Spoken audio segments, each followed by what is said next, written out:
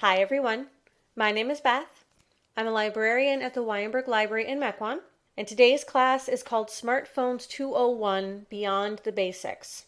So this is intended to build on the Smartphone Basics class that is also posted on this channel. I'm going to talk about some of the more in-depth settings that you have access to.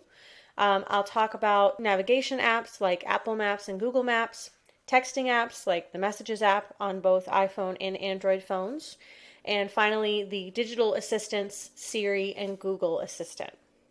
There is a handout for this class. There's an iPhone version and an Android version, and links to both are posted in the description below. Now, of course, because this is building off the Smartphone Basics class, I am assuming that you have a general idea of how your phone works already. So I'm assuming that you know how to get online, how to download apps, how to use your touchscreen, how to get around. I'm not going to cover that sort of starter stuff.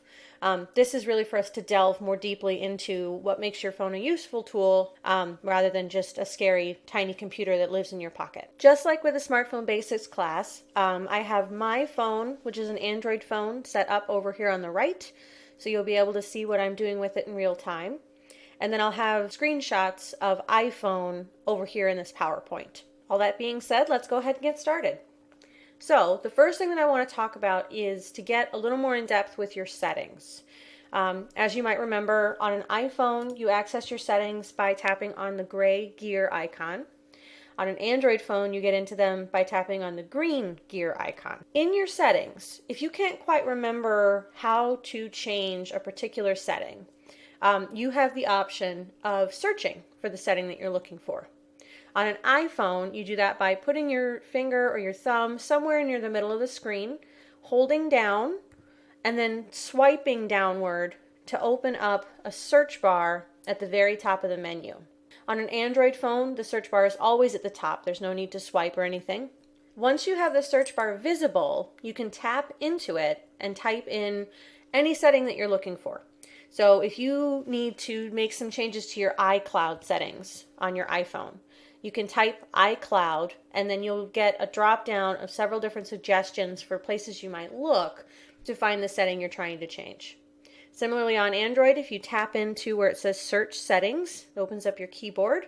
I'm going to look for ringtone, and as I type, I've got suggestions dropping down here, and I can tap on any of these suggestions to be taken to that section of the settings.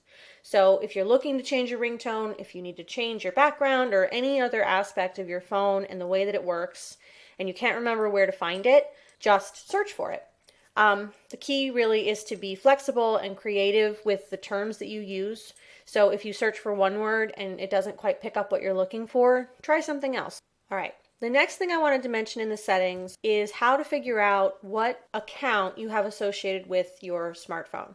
So when you purchase your smartphone, whether it was an iPhone or an Android phone, you are required to either create or log into what Apple calls your Apple ID and what Google calls your Google account.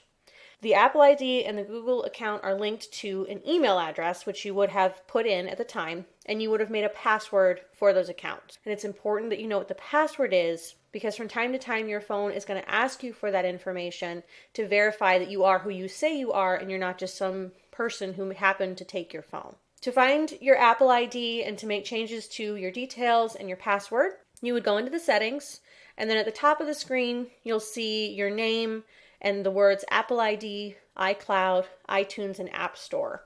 And if you tap on that, that takes you into your Apple ID settings. On an Android phone, you're going to go down into the settings menu again, and then you're going to scroll down and tap on Google, which is right down here. So I'll tap on that. And then you're going to tap on Manage Your Google Account to access your settings for your Google account. On an iPhone, to change the details of your Apple ID, the name associated with it, your contact information, the email address, you would tap on Name, Phone Numbers, Email. To change the password, you're going to tap on Password and Security, and then your iPhone will try to verify that you are who you say you are so that you can change your password. If for whatever reason you come in here to change your password and you can't get the phone to believe that you are who you are, you can also go to the website appleid.apple.com and reset your password there. As for your Google account, to change your details, and I'm not going to go into it because I don't want the internet to see my personal information, but to change your contact information, the details about your account, and your password, you can tap on Personal Info right over here. If for some reason you're not able to change the details in your personal info section, including your password, you can tap the X in the top left corner, and that'll take you back to this section of the settings that we started at. And then if you tap the circled question mark up here, you can actually go in and tap on Recover Your Google Account or Gmail, and then follow the steps inside this article to reset your password or any other details about your Google account. So next, heading back into the settings, I want to talk to you about Bluetooth. So Bluetooth is a software that allows your phone to connect wirelessly with various devices like speakerphones and headphones and your car and all kinds of stuff, really. So the first thing to do when you want to connect a Bluetooth device is turn on your Bluetooth adapter. And on an iPhone, you'd do that in the settings. You would tap on Bluetooth and then tap the toggle up in the top right corner here so that it turns green. On an Android phone, you are going to go into your settings and then tap Connected Devices. And then you will tap Connection Preferences, and finally Bluetooth. And then you'll see the toggle here, and you can tap it to toggle it on. Once your Bluetooth connection is on, then you'll want to follow the instructions included in the actual Bluetooth device to set it into what's called pairing mode. Now, most Bluetooth devices come with very thorough instructions, so it shouldn't be too difficult to figure out. Once the device is in pairing mode, you can head back to your phone. On an iPhone, a new device will show up under Other Devices. On an Android phone, you'll need to tap Pair New Device, and then you'll see the available device under this Available Devices section. And then you would just tap on the device, it'll connect, and then you'll be able to use it with your phone. Anytime you turn your Bluetooth on, use a device, and then finish using it, you should turn your Bluetooth back off. So if you have your phone connected to your car via Bluetooth, you get where you're going, you park the car, you want to go in and turn your phone's Bluetooth off. As long as your phone is talking to another device, that connection is secure because the device has security features in it to make sure that nobody can hijack that connection. But riding around town with your Bluetooth on all the time is like having your window open in your house all the time with no screen. People can do some really nasty stuff to your phone remotely if they can take advantage of an open Bluetooth connection. So you want to make sure you turn it off. And you just do that by reversing the process. So on an iPhone, go into Settings, tap on Bluetooth, and then tap this toggle to turn it back off.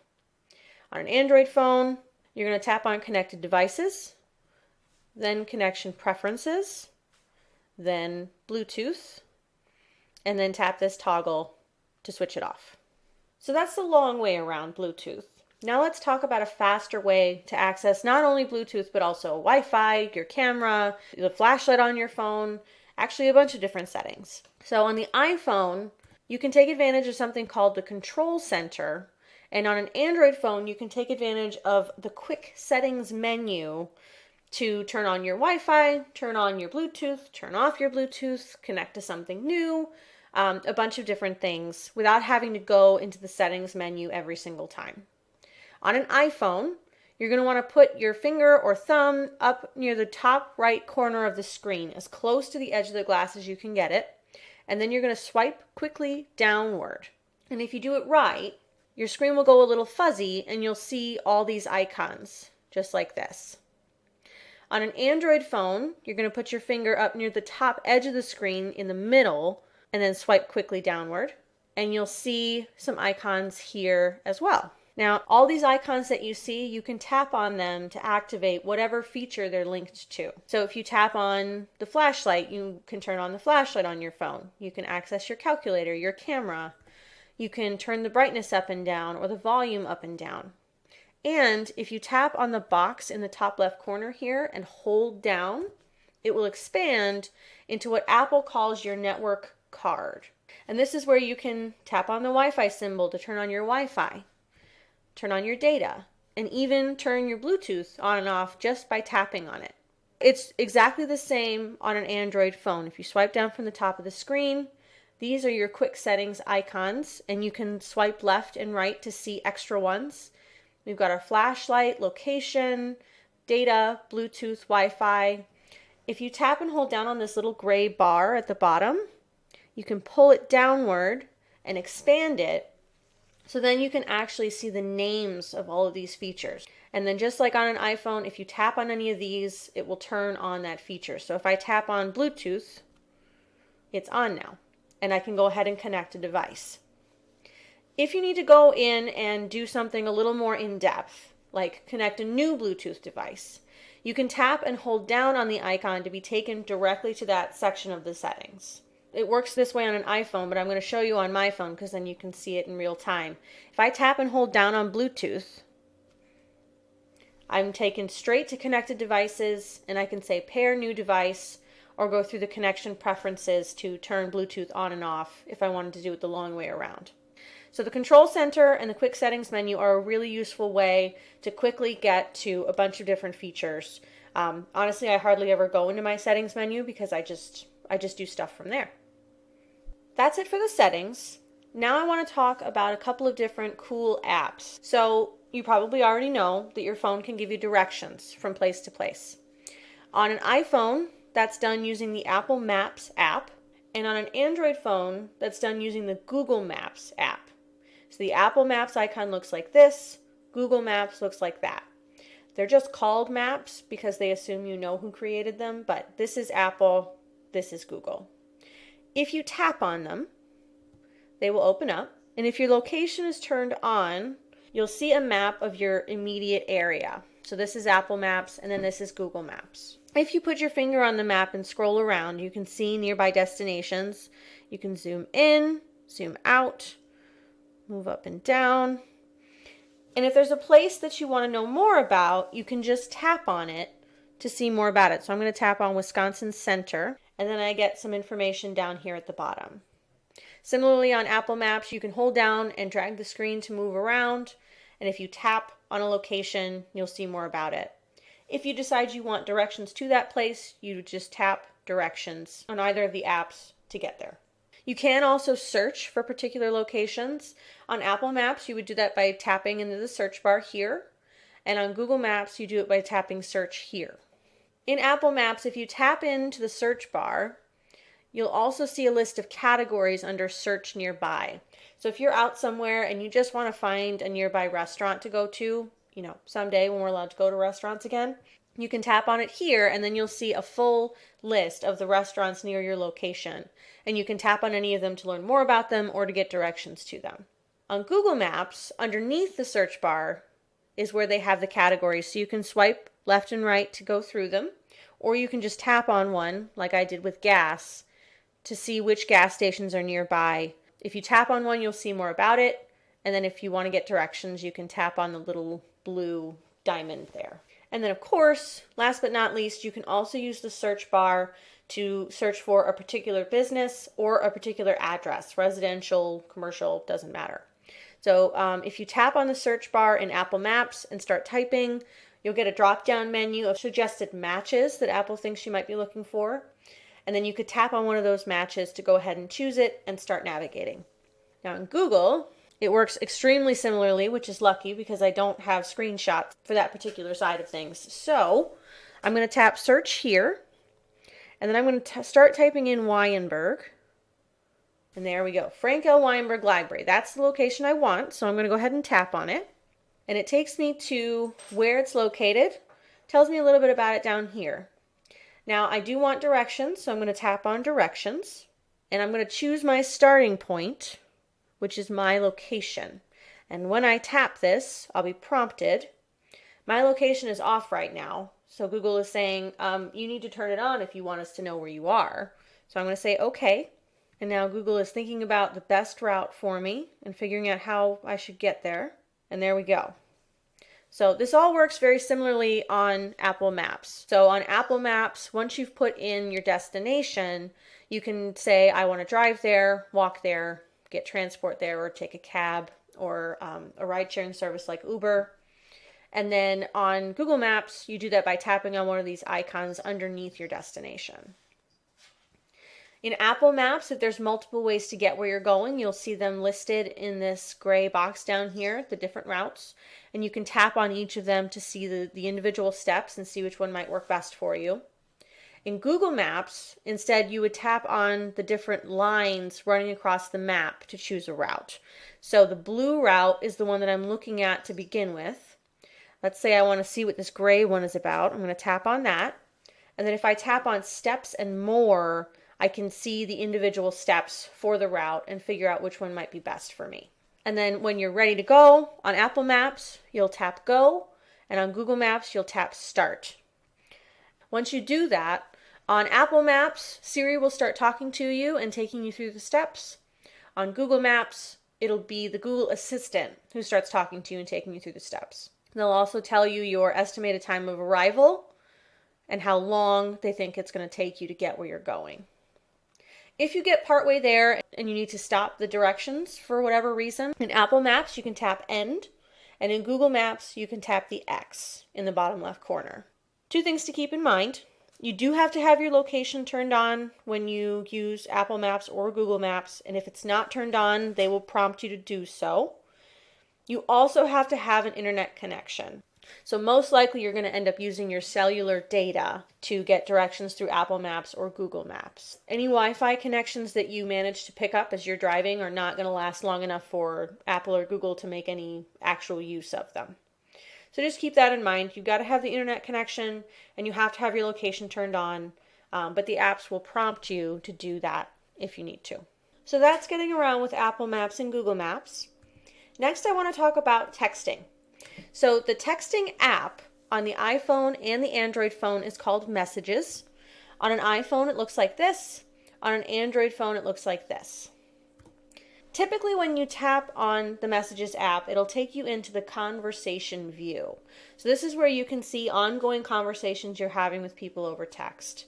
And they're organized based on how recently you received a message from them. You can see who sent the message, when it arrived, and a little preview of what the person said. On an iPhone, if you have a new message in a conversation, you'll see this little blue dot next to it. On an Android phone, new messages will show up in bold. If you want to start a new conversation on the iPhone, you would tap the blue circle in the top right corner. And on the Android phone, you would tap the blue plus symbol in the bottom right corner.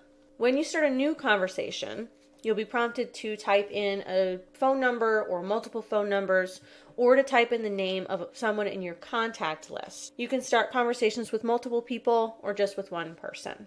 Once you've started a conversation, you'll be taken to a screen where you can actually write your message. If you want to reply to an ongoing conversation, you would just tap on it, and you'll be taken to the same screen as the new message screen.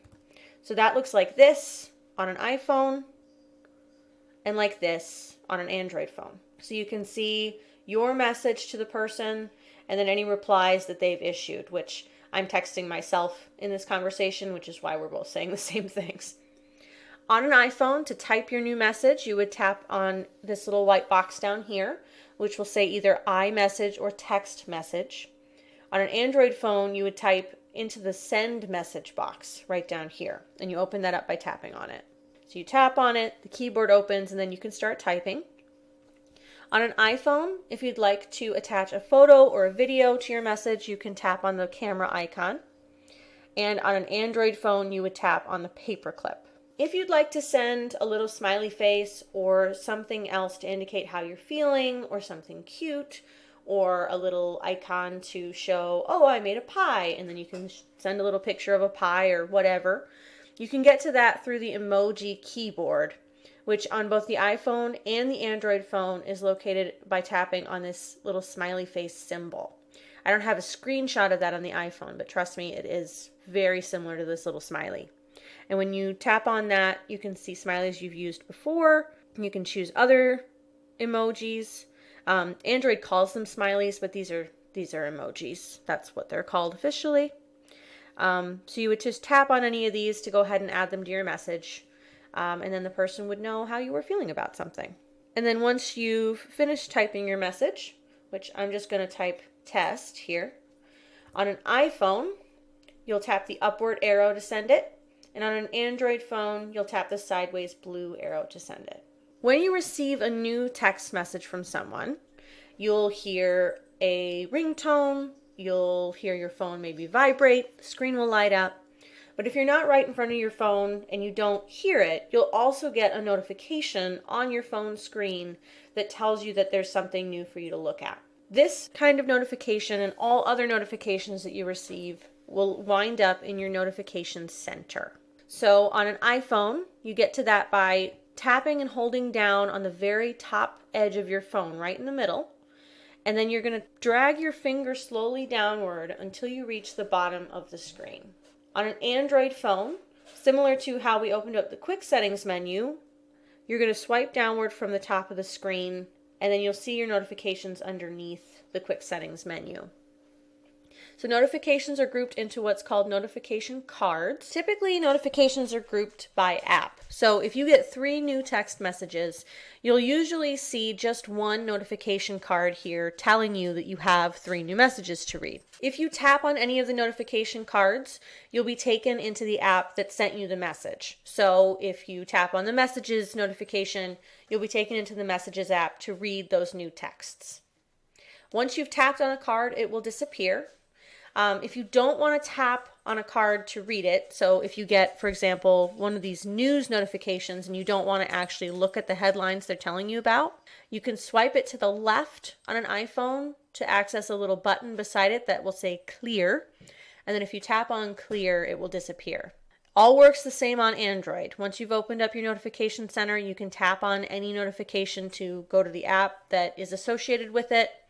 All the apps group their notifications together, and if you want to get rid of one without actually tapping on it to see what it has to say, you can just hold down on it and swipe to the left or the right and get rid of it. And then to get out of the notification center on both an iPhone and an Android phone, you just swipe up from the bottom of the screen to close it. The very last thing I want to talk about is the digital assistants that come installed on every smartphone. iPhone has Siri, and Android phones have the Google Assistant. Now, when you got your phone, you might have been asked to go ahead and set Siri or the Google Assistant up.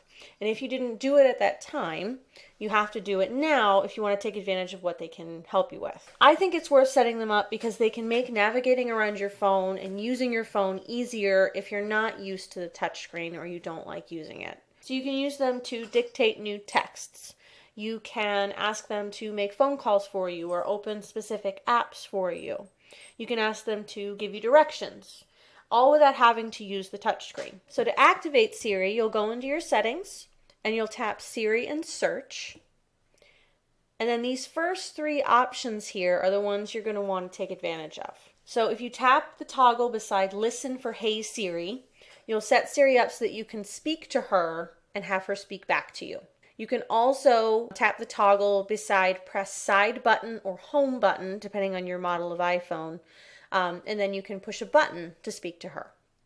You can also set her up to speak to you even when the phone is locked or asleep. You can also change how she sounds, make her male versus female, give her a particular accent, and you can tap on voice feedback to establish exactly how she should answer you. So this is what the voice feedback options are. So you can tell her to always answer out loud no matter what.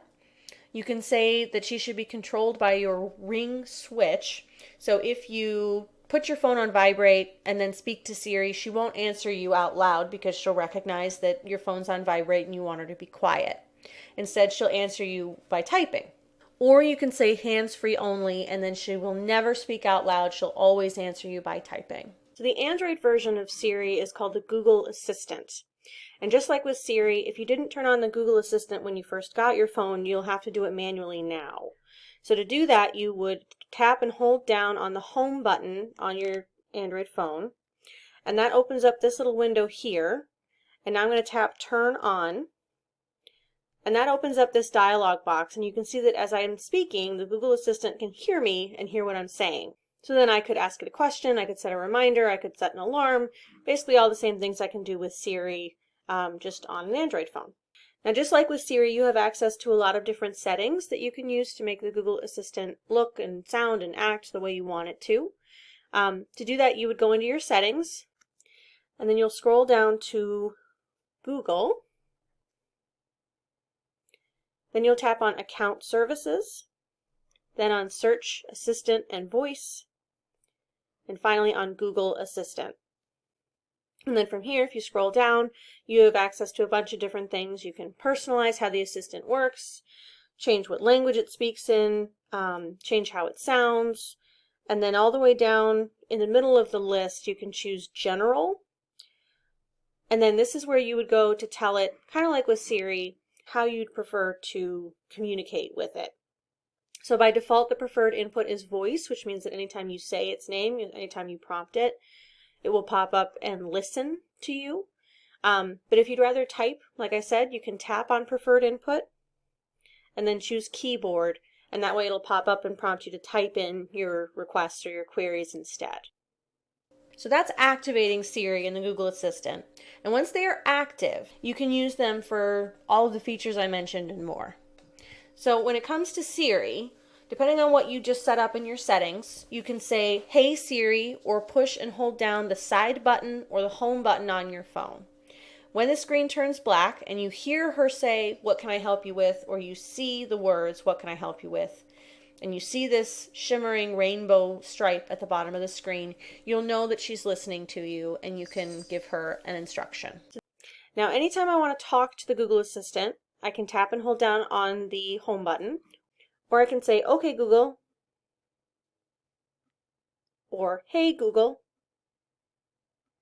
and that will open up that box where the Google Assistant will be listening to me. Generally, it's easiest to use it with your voice, but you can also use the keyboard if you'd rather type in or if you're somewhere where you can't be talking out loud. So to do that, you would open the Google Assistant either by holding the home button or by saying, "Okay, Google," or "Hey, Google." And then you'll tap on the keyboard in the bottom right corner. And that opens up this screen. There's some prompts here you could choose, or you can, of course, type whatever it is you wanted to say or want the Google Assistant to do. You can ask them to complete any number of tasks.